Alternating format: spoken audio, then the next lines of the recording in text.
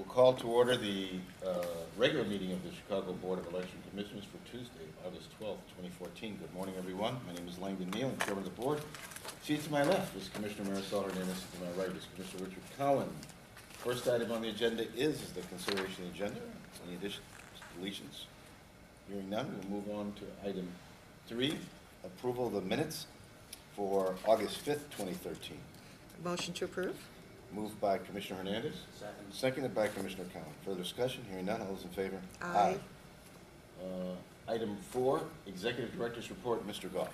Yes, Mr. Chairman, just briefly, we're working, recruiting judges, going over polling places, refining the e-poll books. Staff is very busy right now. Okay. Any questions from Mr. Goff? All right. Ms. Bateman, I haven't seen her. She's not here. Okay. Nor is Mr. Allen. All righty. We'll go on to old business, infrastructure projects, and changes in election administration. Mr. Chairman, all those things are being handled. We're still making some changes to the voters database. Everything seems to be going well. Okay. All right. The electronic poll books, how's the upgrades to the electronic poll books? Still working on the upgrades. We have a big meeting on the 15th, and everything seems to be going well right now. Okay. All right. I don't think there's anything to discuss for voting equipment. No. Legislation, Mr. Scanlon? Nothing, Mr. Chairman. Springfield? Yes, sir. All right, then we'll go to new business, apparent-conformity check for advisory referenda. Mr. Scanlon.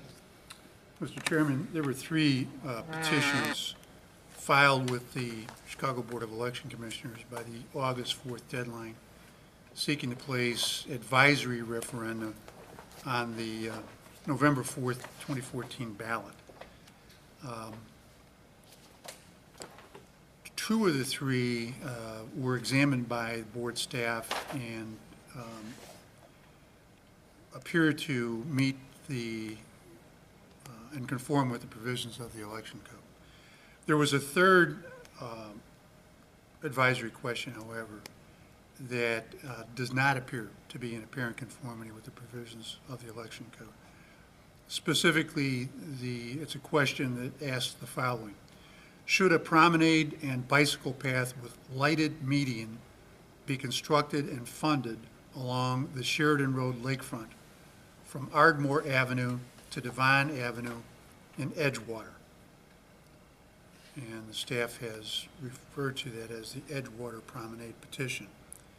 It was filed for certain precincts in wards 40 and 48. You have before you the original petitions that were filed in this matter. As you can see, there are essentially 2 different sections. The first section, I don't know how to describe it. It does appear in some respects to be similar to your typical petition. However, it has a 8.5 by 14 sheet on which there are smaller pieces of paper that are glued on that sheet. There's one section that contains the signatures of purported legal voters in the wards 40 and 48.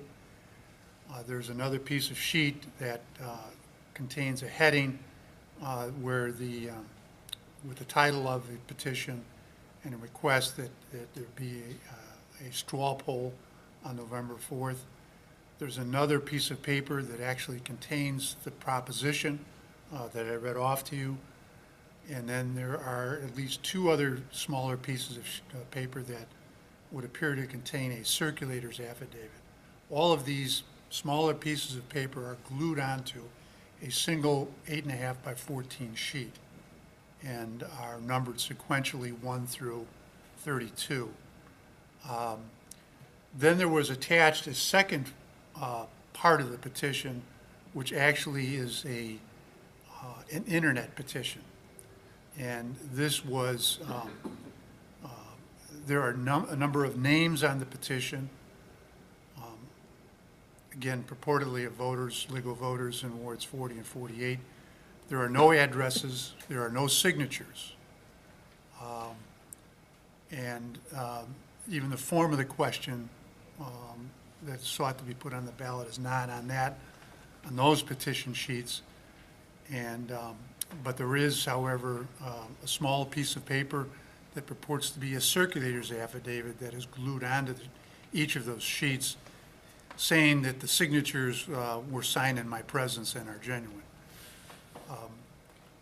These petition sheets, and I use the term loosely, do not even come close to conforming with the requirements of Section 10-3 of the, 28-3 of the election code, which set forth the requirements for petitions for advisory referendum.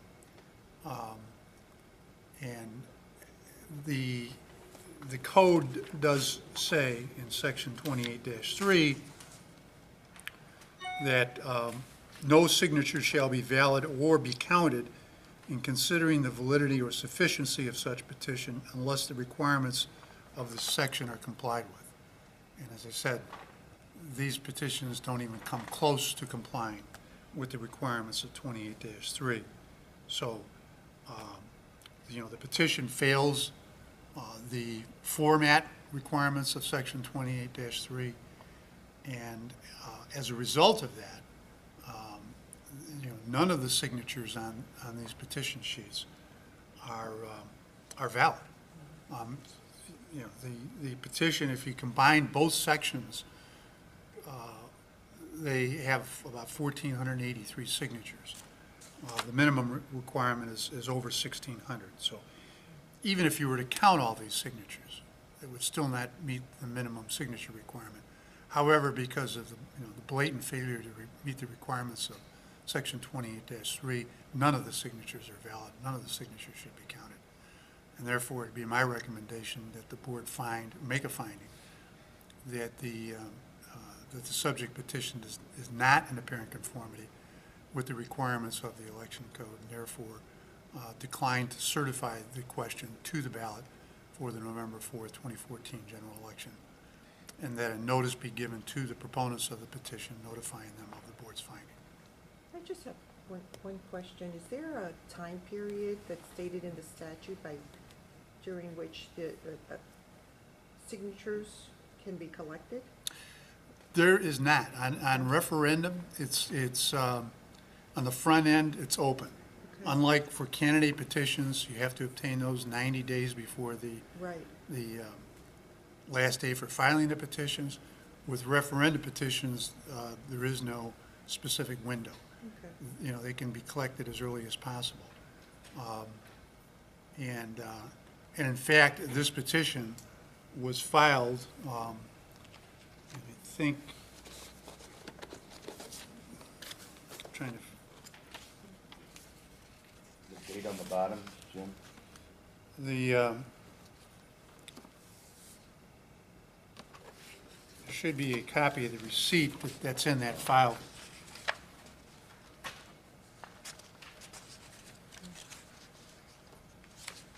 December 16th. Right. So these petitions were filed even before the March primary election. Yeah. Okay. And the Article 28 of the code says that when a petition is filed, it can appear in the ballot within 1 year of its being filed. The petition did specify it was for the November election, so therefore there was no consideration given to putting this on the ballot for the March primary, because the petition specifically designated November. So it was filed timely. The signatures were gathered in a timely manner. Just the format of the petition obviously is seriously deficient. This is the first time I've seen an internet petition.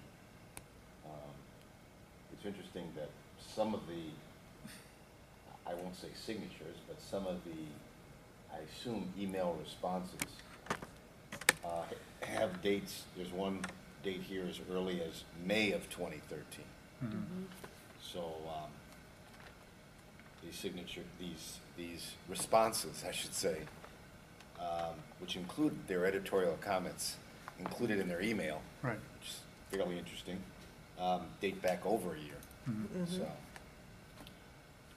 Mr. Chairman, I move that the proposition known as the Edgewater Promenade petition, reading, should a promenade and bicycle path with lighted median be constructed and funded along the Sheridan Road lakefront from Ardmore Avenue to Vaughn Avenue in Edgewater, be found not to be in apparent conformity with the election code, and that such proposition not be certified to the ballot.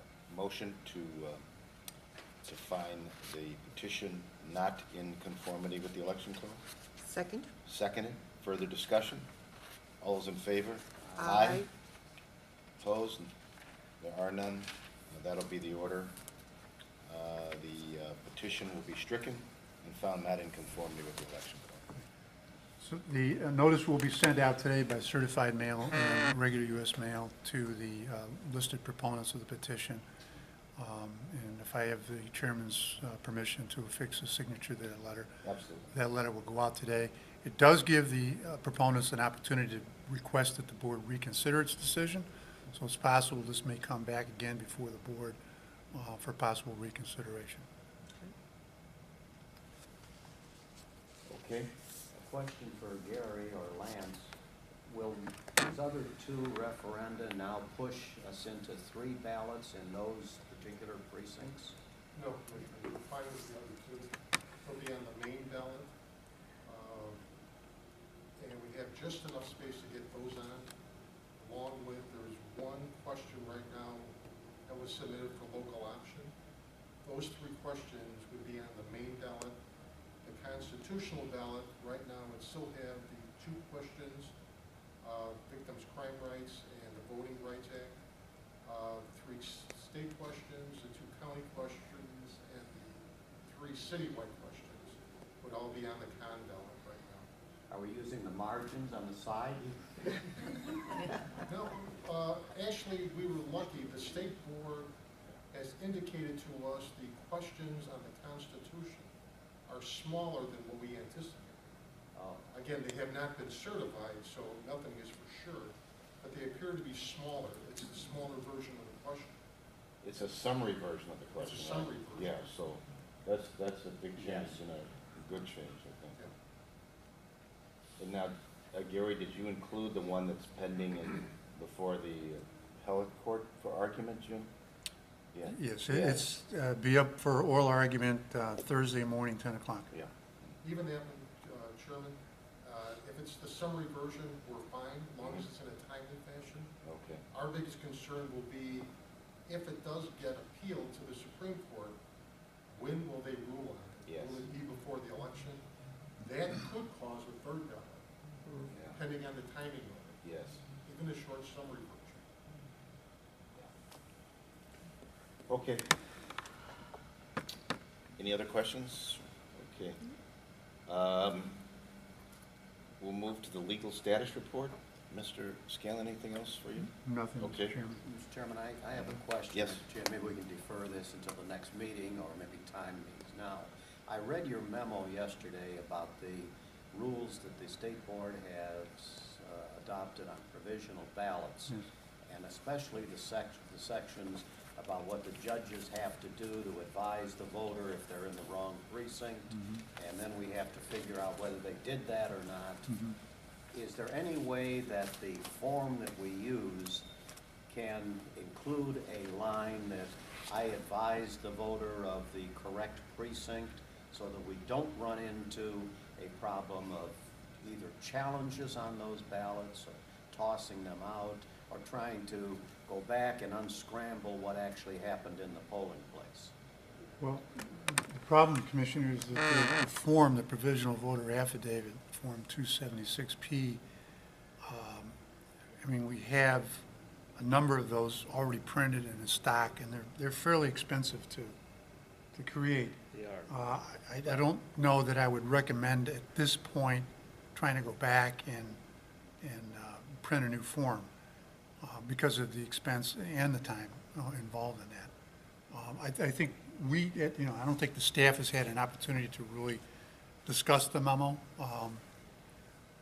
I might throw out, when we do have an opportunity to discuss it, I might throw out a suggestion that during training, that judges, be instructed to put a notation there's already a space on the provisional voter affidavit for judges, or actually for the voters to write in additional information in support of the provisional affidavit. We might have some discussion about possible instructions for judges. Or maybe add something else that they'd have to add with it, so it's something that Yeah. Because I just see that as a fertile ground for Yeah. all sorts of objections when it gets to the stage of counting provisionals. Right. Did the judge advise them or not? How do we know, and so forth? Right. Well, we can almost assume that with electronic poll books, that the voter It should. should be informed now. Yeah. Proof is another thing, but, Yeah. And I don't know if that really takes care of that claim, of having that language in there. And what did you propose? Having the election judge check that box, Well, I I guess all the way, Commissioner, from saying, I advise the voter that his or her precinct is at 125 Main Street, which is the most restrictive, most intensive kind of report, just to checking a box or saying, yes, I advise the voter of his or her correct precinct. I just want to see if there's something can be done to avoid coming down here the 2 weeks after the election and having all of these arguments on that issue over provisional ballots. We're gonna have a managers meeting, this is one of the items that's gonna be discussed at that meeting, so we're all gonna sit in the room and. And let's just pile more on the judges. That's- They that's don't what- have enough that's to what's do scary. already. That's what's yeah, scary. well, it certainly is another piece of evidence of the importance of our decision to go with the electronic poll books. It's just one more reason why it was a good decision, I think. You debate these things when you're deciding whether to spend the money, and then once you do it, you realize Yeah. this was a no-brainer, really. Okay, I do not believe we have a financial report. Okay. Then, public comment. Terry, you're the only, you're the only representative, the true representative of the public who came down here on a dark, rainy, blustery morning in August when everyone else is vacationing. You are protecting the democracy. Thank you, Terry. What would you like to say? Well, I don't really have anything. The public approves. That's okay. We're just glad you're here being vigilant. It's amazing how many little things there are that pop up. Yeah. Yeah. Terry has invited us to a meeting with the League of Women Voters next month, is it? Yeah, Yeah. September 6th. Okay, good. Excellent. so our office will be there. Good. Fantastic. Okay, I don't think we have a need for executive session. No, Mr. Chairman. All right, then I'll accept a motion to recess until our next regularly scheduled meeting, which will be the 26th of August at 9. So moved. Okay. Second? Moved and properly second. All's in favor? Aye. Aye. We stand adjourned.